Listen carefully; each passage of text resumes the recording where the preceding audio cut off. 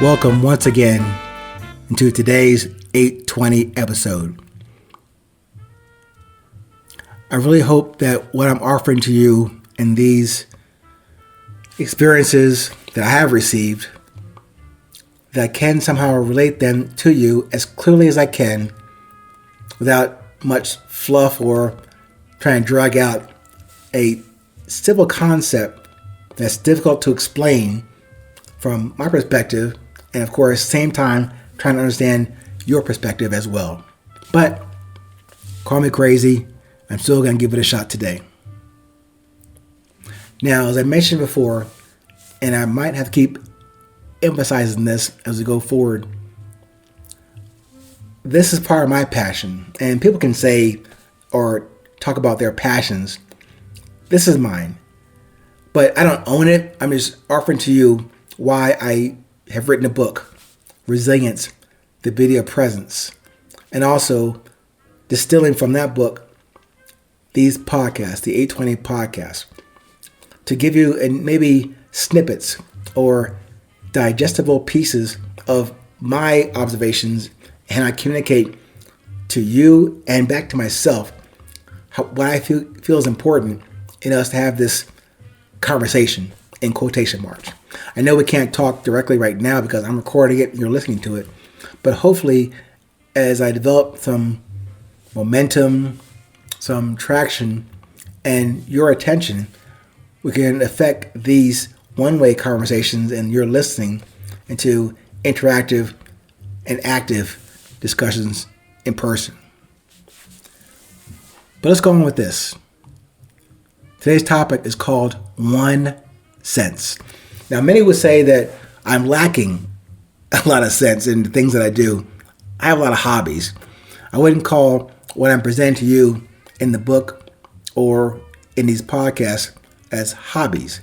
However, things I put together and try to make them relevant, hopefully interesting, not entertaining, but definitely educating from my experiences, what I've learned, and my successes and failures.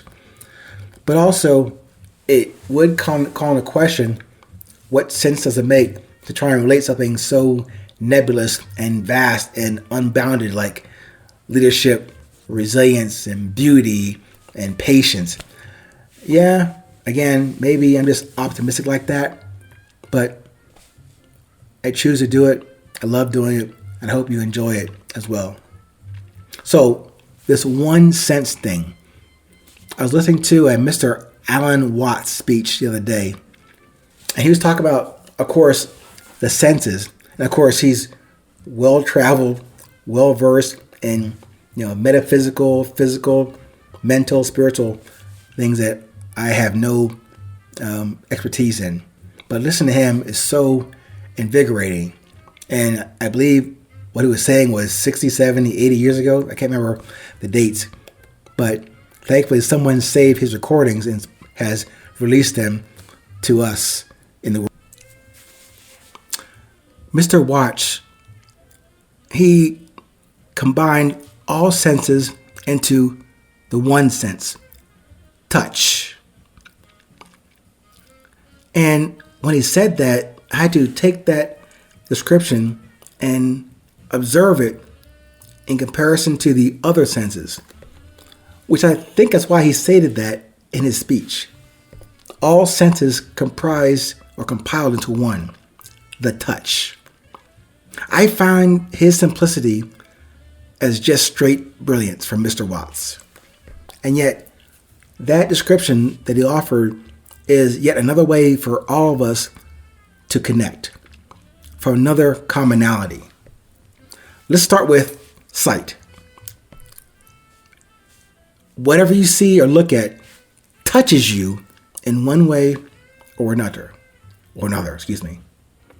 Smell. Whatever you smell touches you in one way or another. It brings up something in you from just a smell, but not the sense itself smell. It's the touch of that smell in your olfactory senses or mechanisms in your nose, but it touches you in some way. taste. Very similar.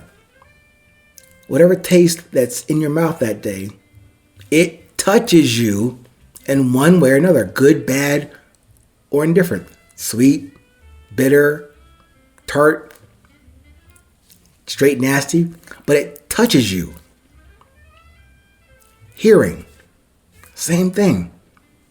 What you hear as noise, what you hear as music, what you hear from my illustrious, rambunctious voice on this podcast, it touches you somewhere else in your physical being or in your spiritual being.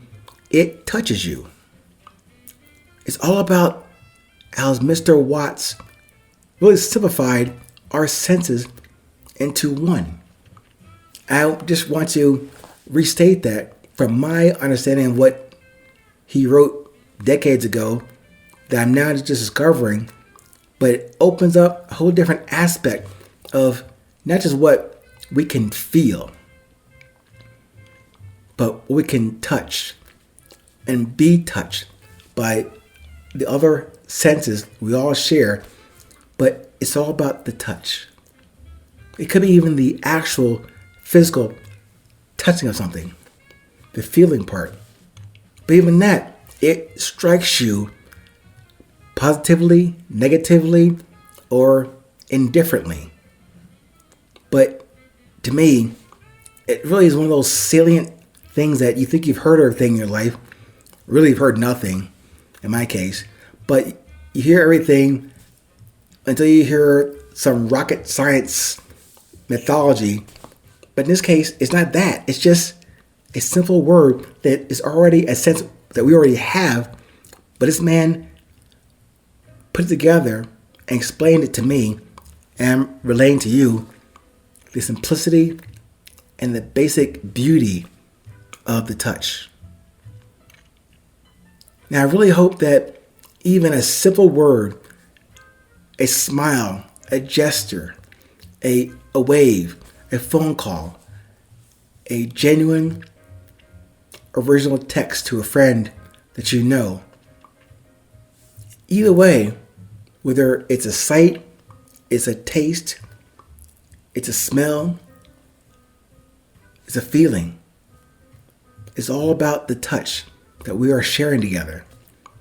So I hope that what you can get from this discussion today, it is about the resilient touch. How about that? Let's close this out today. It's about the resilient touch. All those senses you have that we have together, but maybe when I touch you with a topic about resilience, it moves you to hear it, feel it, see it, taste it, roll with it, and apply it in your life. All right. Enough touching for the day. As always, stay current, stay present. It's always 8:20.